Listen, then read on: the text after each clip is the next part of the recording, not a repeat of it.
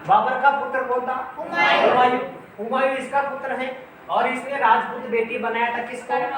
कर्मावती को। इस वजह से जब बहादुर शाह ने आक्रमण किया ना तो राजमाता कर्मावती ने सहायता के लिए राखी भेजी थी किसके पास? हुमायूं के पास। लेकिन हुमायूं समय पर सहायता नहीं कर पाया था। इस वजह से साका हुआ, केसरिया हुआ इसके नेतृत्व में, जोहर हुआ इसके नेतृत्व में बहादुर शाह के आक्रमण के समय।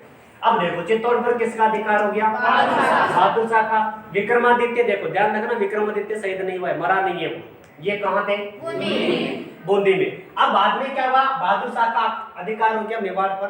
बाद में जब दिल्ली से हुमायूं बढ़ा ना चित्तौड़ की तरफ तो बहादुर शाह चित्तौड़ छोड़कर भाग गया था। मुझे पता है आपको गुजरात की तरफ समुद्र है, कहते हैं कि समुद्र पार करा था, नाव पर टिक खत्म हो गया। कौन?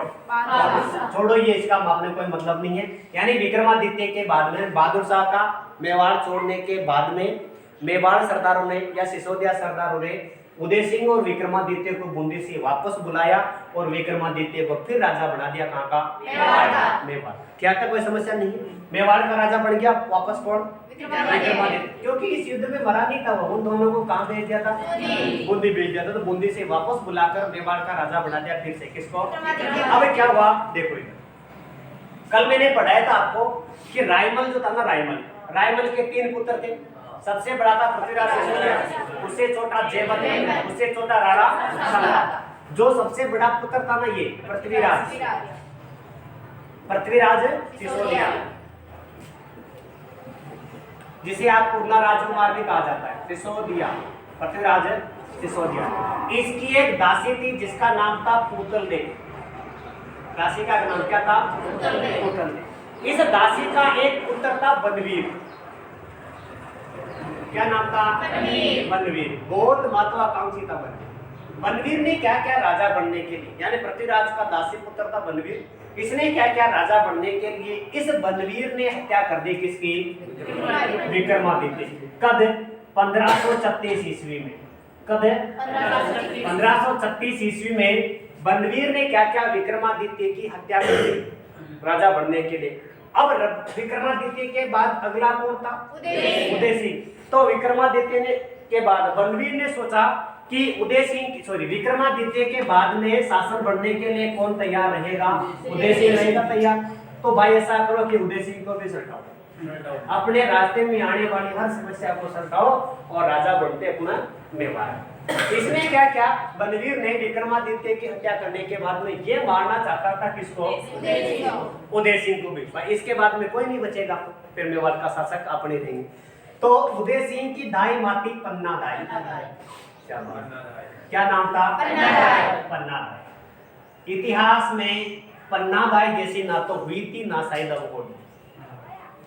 पन्ना दाई नहीं हो। पन्ना दाई ने क्या क्या, पन्ना दाई को पता लग गया था कि बलवीर आएगा, उदय सिंह को मारेगा। पन्ना दाई का पुत्र नाम था शाबाश। क्या नाम था? कहा जाता है कि जब बलवीर उदय सिंह की हत्या करके लहूलुहान हुई तलवार को लेकर जब राजमहलों पर पहुंचा, पन्ना दाई से पूछा कि बताओ उदय सिंह कहाँ है? तो पन्ना दाई ने निसंकोच न बोले नहीं, उसने सिर्फ आंखों से जब वो पूछे तो एक बार बनवीर की तरफ देखे, दूसरी तरफ अपने पुत्र की तरफ देखे।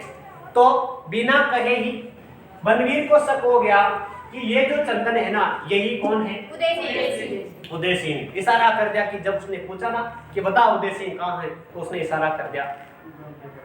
अब बताओ, एक माँ अपने पुत्र को मारने के लिए भी ऐसा कर सकती है क्या? इतिहास में ऐसा कभी होगा ही नहीं। अब तो क्या होगा, पहले ही नहीं हुआ था।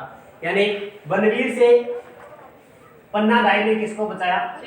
बनवीर ने चंदन को उदय सिंह जानकर उस माँ के सामने चंदन के टुकड़े टुकड़े कर दिए।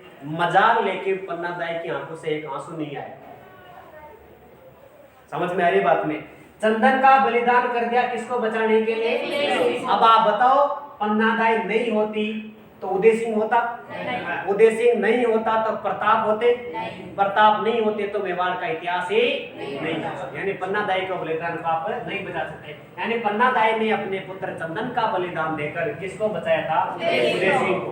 पन्ना दाई ने क्या किया? उदय सिंह को साथ में लिया और कीरतबाड़ी नायक के सहयोग से कई जगह गई, कई जगह गई और ये लास्ट में गई थी कुंभलगढ़।